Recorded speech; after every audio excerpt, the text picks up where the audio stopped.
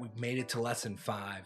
And in this video of the training, James unpacks the vehicle and the domino belief. So what I'm learning is from my offer, I have to help someone get from where they are currently to where they want to be.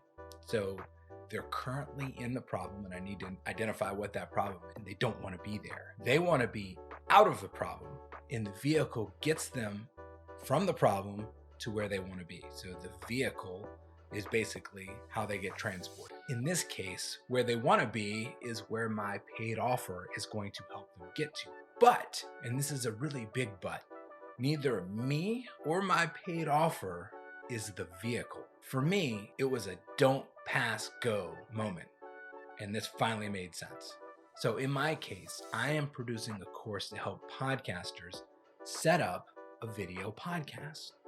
Initially, I was thinking that my course is the vehicle to get you from not having a video podcast to having one. My course solved the problem. But by taking a step back and really thinking about what my customers want, it's not that they want a video podcast. A podcast, and by extension, a video podcast, is work. And nobody is actually looking for more work. Even vanity project podcasts don't last because eventually the cost and the effort of doing the work without a tangible return won't be worth it. So the average podcast has 9 episodes before the creator quits. For me, this was like a block in my mindset being removed. While people could and have told me they want to start a podcast and even a video podcast, that's not actually the outcome they're looking for. They're asking, okay, why do you want to get into a podcast?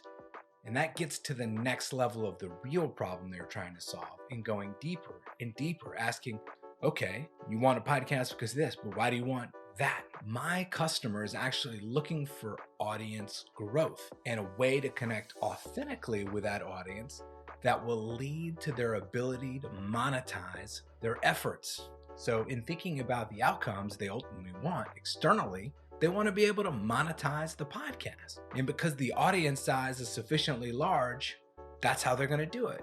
So internally, they will have built a tribe of listeners that love their show, come back week after week, trust and engage with them, and they're filling up their relevance bucket. So really kind of what we're getting to is externally, they want to be able to monetize it.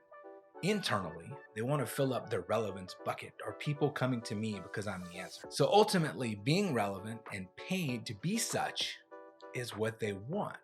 And the vehicle is video podcasting. Hopefully that made sense.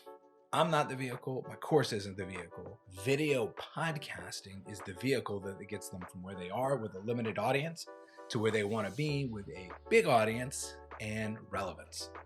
So here's my new domino belief. Video podcasting is the most effective way to exponentially grow a connected and trusting podcast audience that will also get you paid. Okay, that's pretty good. I'm sure it's going to evolve slightly, but I actually like that. Now, this whole exercise up to this point has been focused on the paid offer, but now we need to make it relevant to the lead magnet itself. So we've been talking about like keeping the end in mind. We're focusing on the offer. I just talked about my paid offer. So now we're talking about the lead magnet. And the lead magnet absolutely needs to drive towards the paid offer. And so the lead magnet should be one of 2 things. Number 1, it's either going to be around the domino belief. 1, it either introduces it, proves it, or explains what it is. Or 2, it's the first step in the offer that sets up the domino belief.